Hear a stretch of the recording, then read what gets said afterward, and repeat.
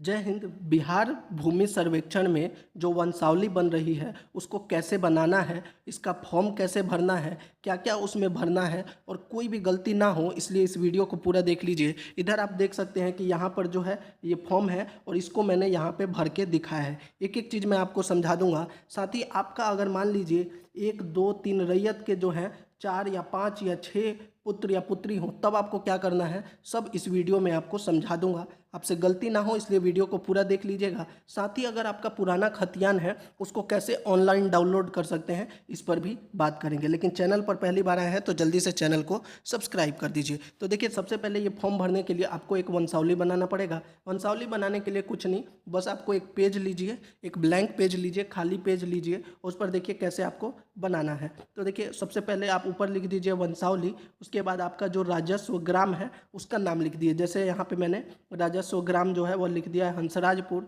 थाना नंबर जो है उसको लिख दीजिए। यहाँ पे हल्का नंबर अगर आपको पता है तो लिख दीजिए, नहीं पता है तो आप ये जो है जब आप जमा कराने जाएंगे वहाँ पर भी आप पूछ कर सकते हैं, कोई दिक्कत नहीं होगी।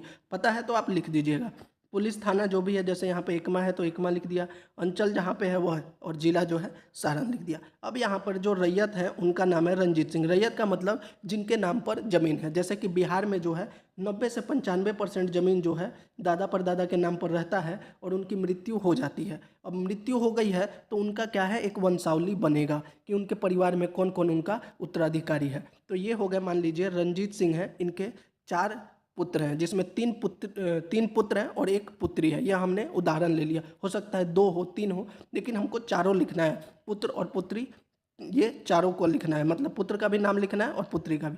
तो यहाँ पे रंजीत सिंह होंगे जो रैयत का नाम है, और इनके 3 पुत्र जो हैं और 1 पुत्री हैं, उनका नाम यहाँ पे लिख दिया संजीव सिंह, मनोज सिंह, अजीत सिंह और पिंकी सिंह जो ये पुत्री है। यहाँ पे ब्रैकेट में हमने पुत्र पुत्री करके भी लिख दिया। अब मान लीजिए संजीव सिंह के भी 2 पुत्र हैं तो उनका भी नाम यहाँ पे लिखना है। ऐसे ही मान लीजिए मनोज सिंह के 3 पुत्र या पुत्री हैं तो उनका भी नाम लिखना है। ऐसे ही मान लीजिए अजीत सिंह के भी पुत्र पुत्री हैं तो उनका भी नाम लिखना है। ये तो एक ब्लैंक पेज पर लिख लेना है। उसके बाद नीचे जो है रैयत के हस्ताक्षर। अब मान लीजिए रैयत जो है उनकी तो मृत्यु हो चुकी है, तो यहाँ पे किसका हस्ताक्षर होगा, जो इस पे खेत की जुताई कर रहे हैं, जो इस पे अधिकार जता रहे हैं। जैसे कि संजीव सिंह हो गए, रंजीत सिंह के जो 4 पुत्र हैं, इनका नाम हो जाएगा मनोज सिंह, अजीत सिंह, पिंकी सिंह, इनका यहाँ पे हस्ताक्षर होगा। या फिर ऐसा भी कर सकते हैं, जितने लोगों का भी आप नाम वंशावली में लिख रहे हैं उन सभी का भी हस्ताक्षर यहाँ पे ले सकते हैं। तो ये तो एक ब्लैंक पेज पर आपको खाली पेज पर लिख लेना है। अब इसके आधार पर जो है वंशावली का फार्म यहाँ पर भरना है। तो अब आपको दिखा देता हूँ कि वंशावली का जो प्रपत्र 3.1 है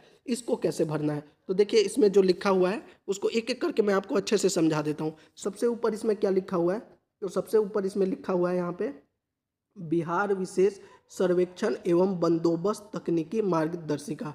यानी जो बिहार विशेष सर्वेक्षण हो रहा है उसमें आप ये जो जानकारी दे रहे हैं, इससे जो है जो भी जांच करता है उनको मार्गदर्शिका मिलेगी, उनका मार्गदर्शन हो रहा है, उनको ये जानकारी उपलब्ध आप करवा रहे हैं। अब इसमें क्या क्या जानकारी भरना है, प्रपत्र 3.1 वंशावली लिखा हुआ है, अधिनियम की धारा 5.1। यहाँ पे जो है लेफ्ट साइड में जो है ये खाली है और राइट साइड में जो है मैंने इसको भर के दिखाया है। तो सबसे पहले ऊपर जो है सेवा में शिविर प्रभारी को ये लिखा जा रहा है। आपका जो अंचल है, जैसे कि यहाँ पे मैंने भरा है शिविर प्रभारी अंचल जो है एकमा है, तो मैंने एकमा लिख दिया। आपका जो भी है वहाँ पे लिख दिए। उसके बाद यहाँ पे क्या भरना है, जिला का नाम, तो जिला यहाँ पे सारण है और हमने यहाँ पे सारण लिख दिया। अब विषय क्या लिखा हुआ है, स्वयं की वंशावली समर्पित करने के संबंध में। अब जो है वंशावली, जैसा कि मैंने आपको यहाँ पे दिखाया कि आपने ये वंशावली बनाया हुआ है, इधर मैंने अभी आपको बना के दिखाया था, तो ये वंशावली जो है आप बना के उनको समर्पित कर रहे हैं और ये फॉर्म भर रहे हैं। अब इसमें आगे क्या लिखा हुआ है, यहाँ पे जो उपरोक्त विषय के संबंध में सूचित करते हुए कहना है कि मैं, हम लोग, अगर आप एक हैं तो मैं, हम लोग यानी एक से ज़्यादा है तो हम लोग। तो यहाँ पे कितने हैं, 3 पुत्र हैं और 1 पुत्री हैं, तो यहाँ पे हो गए 4 लोग, तो यानी कि हम लोग। श्री, श्री के बाद ब्लैंक है, श्री या श्रीमती, तो जैसे कि श्री संजीव सिंह, इनका नाम लिख दीजिए, जो पुत्र है रैयत के, इनका नाम यहाँ पे आ गया पुत्र, और जिसके नाम से है, अब रंजीत सिंह के 4 पुत्र हैं तो यहाँ पे लिखेंगे रंजीत सिंह का नाम। फिर दूसरे नंबर पे इनके दूसरे पुत्र का नाम मनोज सिंह, और फिर रंजीत सिंह का नाम हो जाएगा।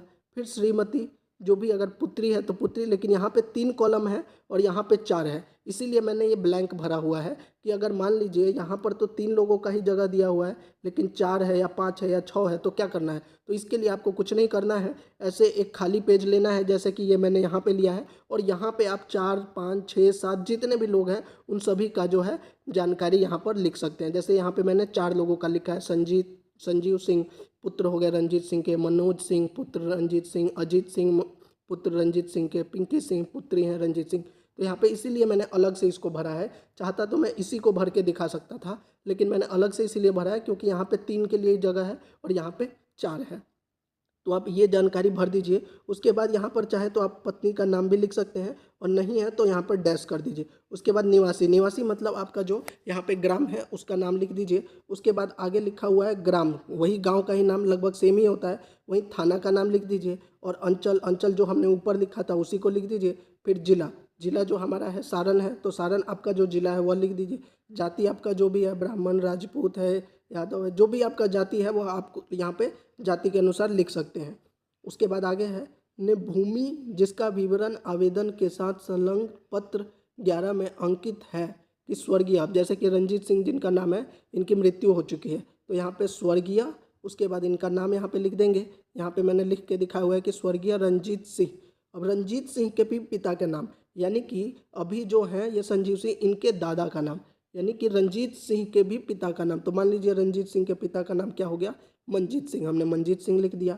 उसके बाद आगे क्या कह रहा है, ग्राम। उसके बाद फिर से यहाँ पे क्या, गांव का नाम लिखना है। ग्राम जो राजस्व ग्राम, यानी कि जिस मौजा में आपका जो ज़मीन है उसका नाम लिखना है। तो जैसे कि यहाँ पे हंसराजपुर है इनका, तो मैंने हंसराजपुर लिख दिया। उसके बाद फिर अंचल का नाम, तो अंचल हो गया एकमा।